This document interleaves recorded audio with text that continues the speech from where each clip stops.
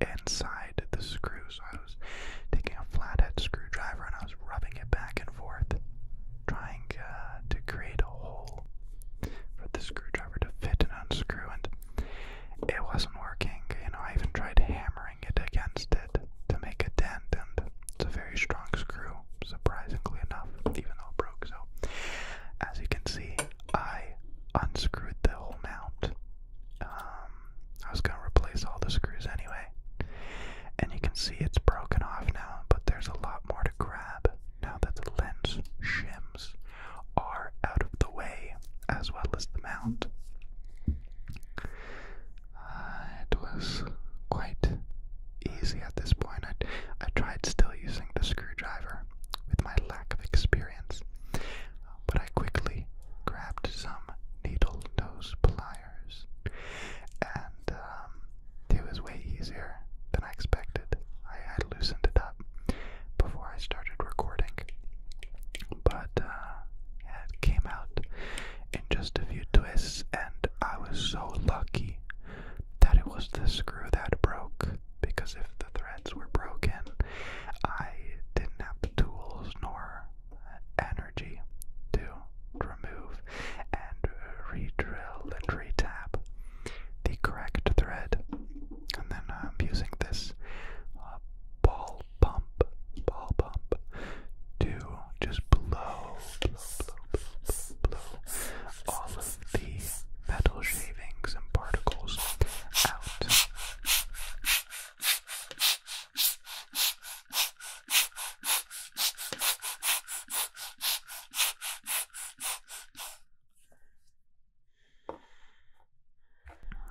And here are the screws I picked up. I actually bought 2 cases off of Amazon because I wasn't sure what size I needed exactly. I knew I needed M2 screws. They could have been hex, they could have been Phillips, they could have been square, it didn't matter, but I needed M2s. I just didn't know exactly what thread pitch or what depth, so I just bought a little set. And luckily, one of the screws was, well, you'll find out just about right. So, I took out the broken screw. I'm realigning the lens shims. I know you're interested, so I'll tell you. I'll tell you just this one time. Lens shims are kind of an aftermath thought to help a lens correctly focus. It has to be an exact 1,000th of a millimeter away from the sensor to do its job effectively. And if a lens needs a little bit of fine-tuning from the factory, they'll put in lens shims to bridge that space and get the correct flange distance, it's called.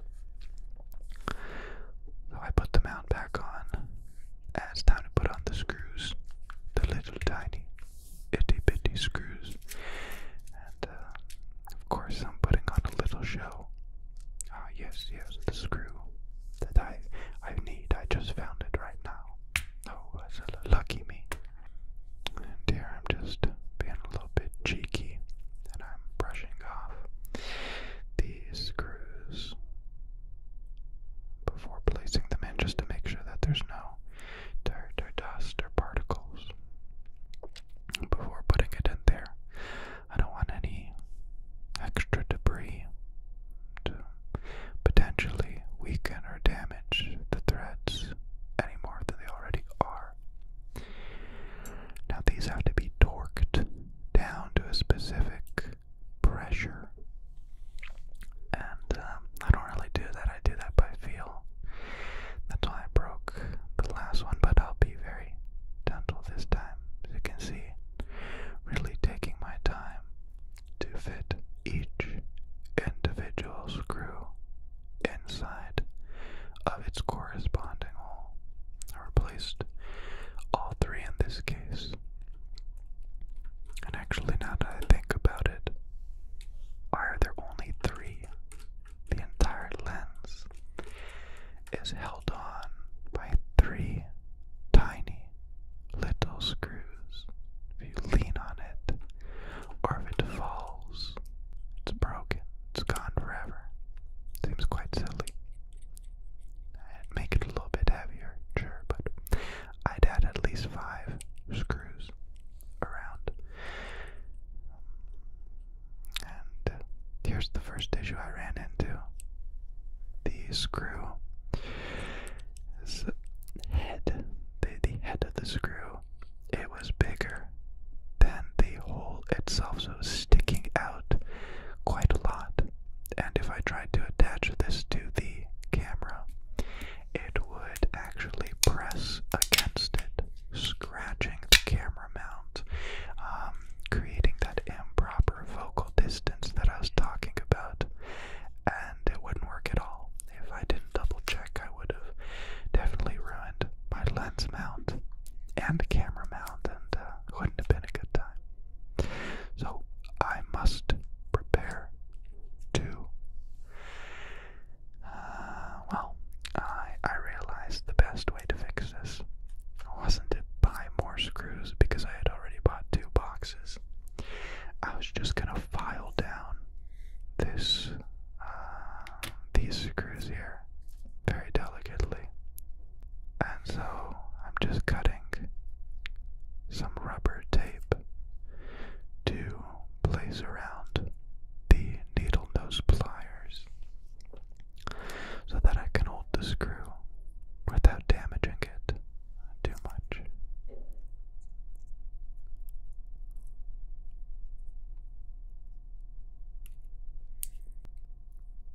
Yes, very nice, perfect.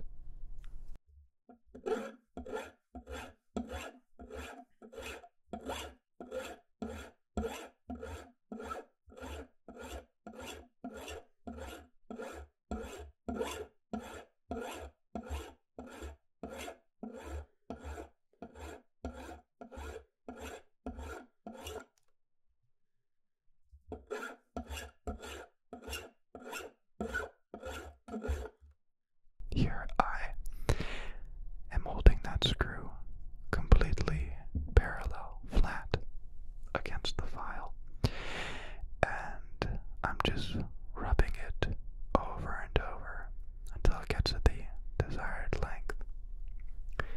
This is something I actually learned recently.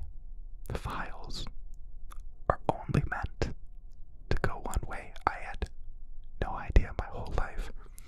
I used a file like a saw, just rubbed it back and forth, but it only is supposed to work when you push it away from you. So you have to lift it, Look, they're nice and flat, and that is hopefully gonna work. But I did want to make it a little bit prettier, so I got some 1000 grit sandpaper. The higher the number, the more fine it is, and the more smooth. So 1000 grit will create a very, very soft and just a soft effect, so that it will in fact polish the metal. We're just cutting them to little squares so it's more manageable. Put in a little bit of water so that it acts as a lubricant for when I'm sanding, to be even more smooth and create an even better polish in the end. This is actually a pretty good sound. I'm still not sure how I feel about the file. Sometimes it sounds good, sometimes not so much, but I can concur that the sandpaper sounds really good.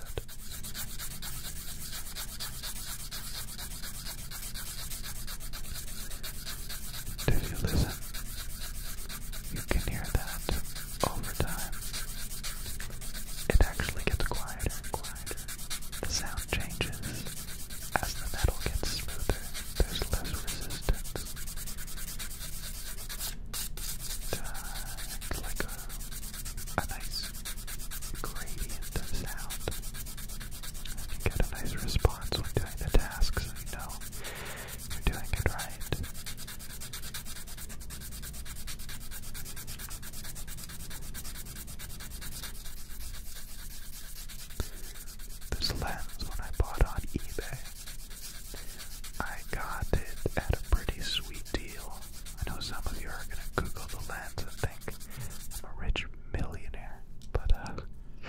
I see it as an investment.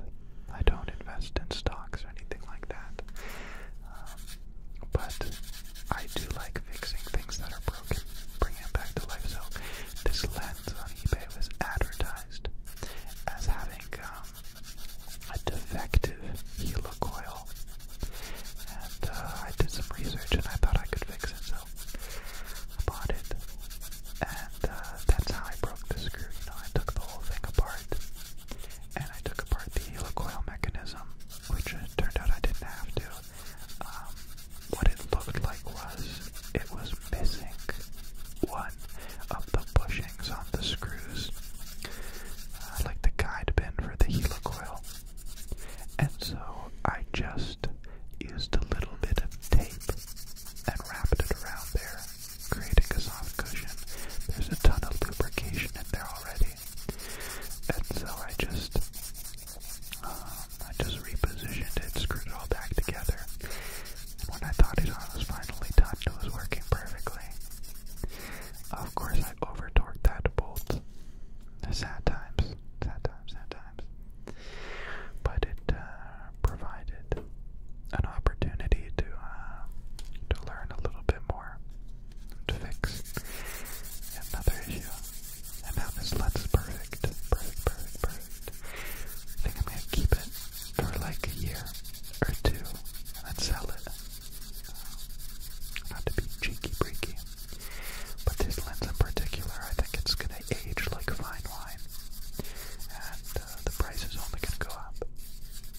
So, good feels. I'll use it, and I fixed it to almost new condition, hopefully, and then I'll sell it. And then finally, my European father will be proud of me. I'm totally kidding. My dad's a really cool guy. He's a short, little Polish man who just looks like a little teddy bear. And there you go. The screws. They're all polished up. And I'll just be aligning the mount. All those shims and the mount. That's 5 holes that need to line up perfectly. So I use the screwdriver and place the screw gently inside. The technique I also like to use, that I learned when first working on cars, is to turn the screw counterclockwise first till you feel it drop into a groove, and then you screw it clockwise. That way you never mess up the threads. It's even more important when working on little tiny threads like this. I first use the little screwdriver just because it's convenient, and it has really good feedback.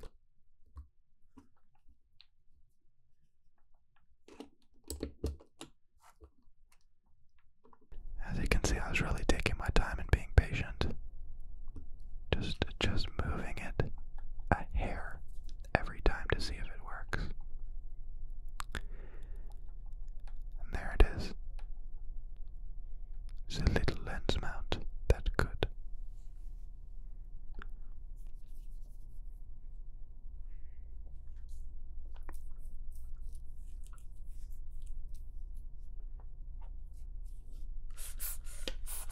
Lastly, going in